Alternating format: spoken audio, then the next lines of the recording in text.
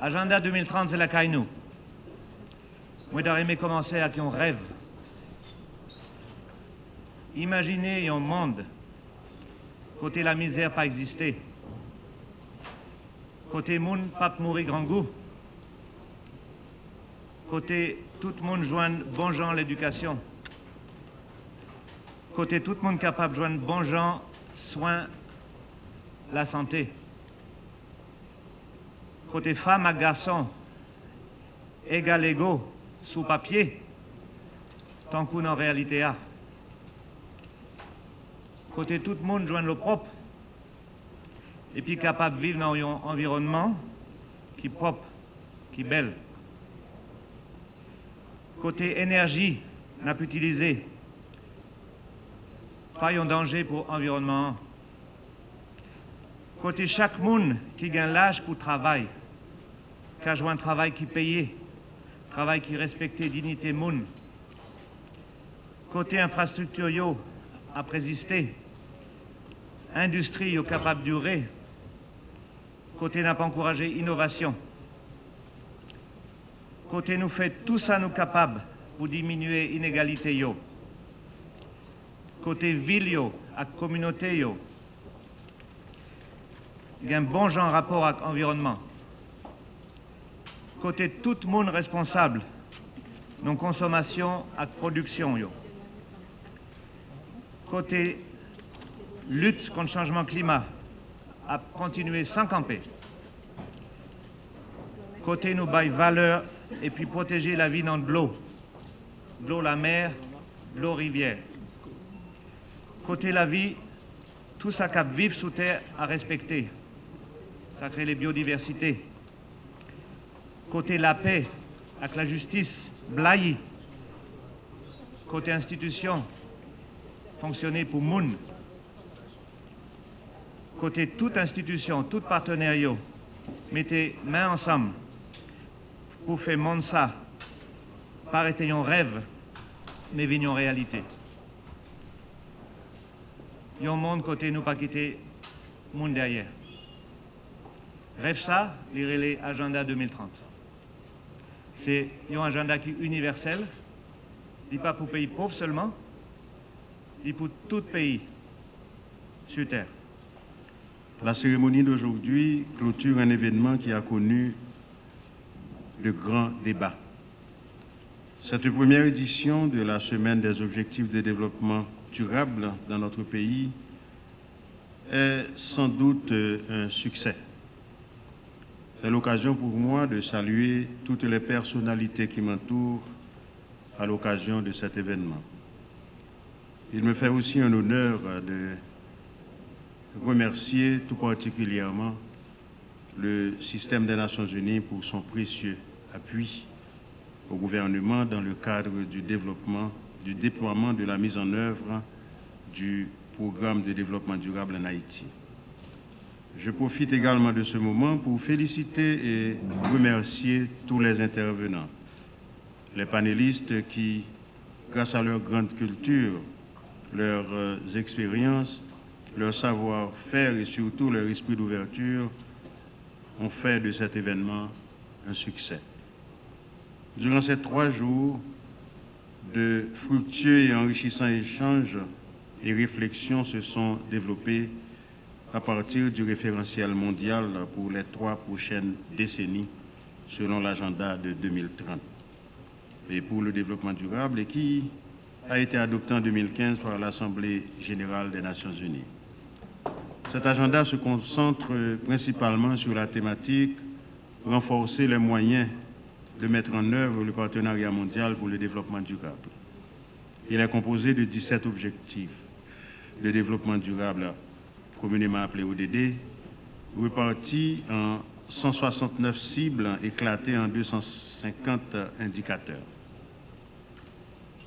Cet engagement de transformer le monde sans laisser personne de côté est un objectif noble et ambitieux.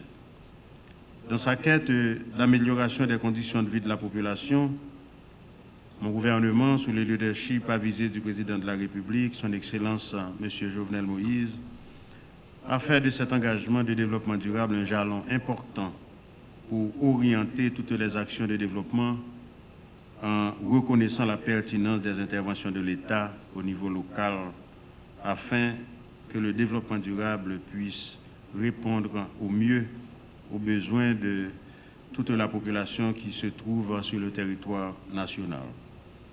Dans ce contexte, un processus de priorisation des objectifs de développement durable a été mis en place, en tenant compte, bien entendu, des réalités du pays, en retenant les objectifs qui peuvent davantage contribuer à la transformation que nous recherchons tous. L'exercice réalisé selon un processus participatif, comme c'est toujours le cas au niveau du système des Nations Unies, et regroupant différents secteurs de la vie nationale, a permis d'en retenir 11 déterminants. Il importe de souligner que les ODD retenus interviennent dans 4 piliers du plan stratégique de développement d'Haïti, le PSDH, qui constitue le référentiel stratégique de développement à long terme pour notre pays. Ce qui confirme que les objectifs de développement nationaux sont en harmonie avec les ODD. Cette première édition de la Semaine des objectifs de développement durable en Haïti a été en fait l'occasion de concrétiser le slogan actuel retenu, à savoir de faire 2020-2030 une décennie d'action. En ce sens, mon gouvernement est déterminé à prendre des mesures judicieuses et intelligentes, porteuses de transformations structurelles pour engager fermement Haïti sur la voie du développement durable. Nous devons néanmoins reconnaître que la réussite du processus et l'obtention des résultats espérés sont, pour une bonne part, dépendants des moyens disponibles, qu'ils soient financiers, matériels et humains. La mise en œuvre des objectifs de développement durable requiert un cadre cohérent et articulé devant assurer l'efficacité des actions qui seront entreprises compte tenu de la complexité du contexte socio-économique. C'est pour cette raison que la feuille de route relative à la mise en œuvre du développement durable, assortie d'un plan d'action, continue à être un guide pour les actions et facilitera l'intégration des ODD dans les politiques publiques et sectorielles.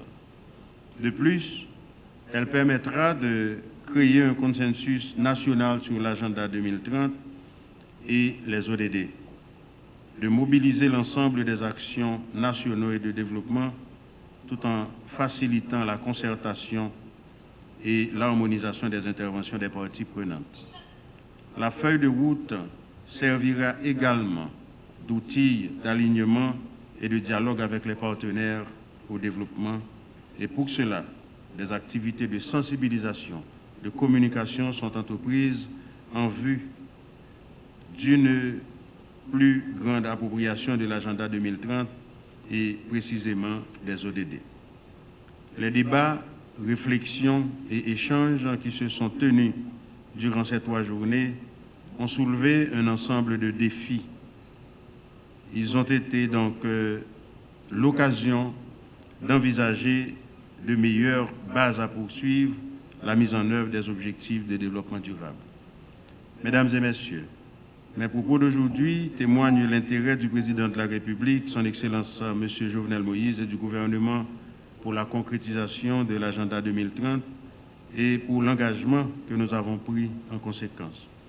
Les défis de la mise en œuvre des ODD sont grands et il est indispensable de nous concentrer sur des actions appropriées et éviter les échecs dans un contexte marqué par la baisse des ressources financières pour assurer les investissements. Il convient de capitaliser nos efforts sur les meilleures options pour la mise en œuvre des ODD face à ces défis. Mesdames et messieurs, ces sessions autour du renforcement des moyens de développement du partenariat pour le développement durable nous rappellent que l'exercice associé est une œuvre collective et les secteurs publics et privés, la société civile, les collectivités territoriales doivent s'y engager pour des conditions en vue d'améliorer la vie de la population. Et c'est également avec une réelle volonté que mon gouvernement sollicite des efforts en vue d'une démarche cohérente en suivant la trajectoire de l'agenda mondial et national qui nous invite à ne laisser personne de côté. J'ai écouté avec beaucoup d'attention le discours du représentant résident du système des Nations Unies. J'aime beaucoup parler de macroéconomie, mais à vous dire franchement, nous ne pouvons pas parler de développement durable, de macroéconomie, dans cette atmosphère qui règne en Haïti. Nous, au niveau du gouvernement, nous sommes très conscients de ce qui se passe. Nous sommes conscients que le degré de corruption est trop haut. Nous sommes aussi conscients que la pression fiscale, ce n'est pas celle que nous devrions avoir pour être compétitifs avec les autres pays de la région. Mais nous sommes conscients que l'insécurité, 84% de matière grise de monde qui est master dans le pays, qui vivent dans le pays étranger, c'est l'insécurité qui fait ça. Nous sommes conscients que comme diaspora, les venir, les entrer dans le pays, c'est pour aider les gens, c'est pour vous manger, c'est pour payer l'hôpital, c'est pour payer les cailles. Et diaspora n'a pas qu'à venir investir en Haïti parce que l'insécurité est trop haut. Je profite rassurer la population pendant que je demandé pour rester vigilant, pour être très prudent. Il y a des gens qui fâchent le demander pour être prudent. La prudence est mère de sûreté. C'est ce que j'ai appris.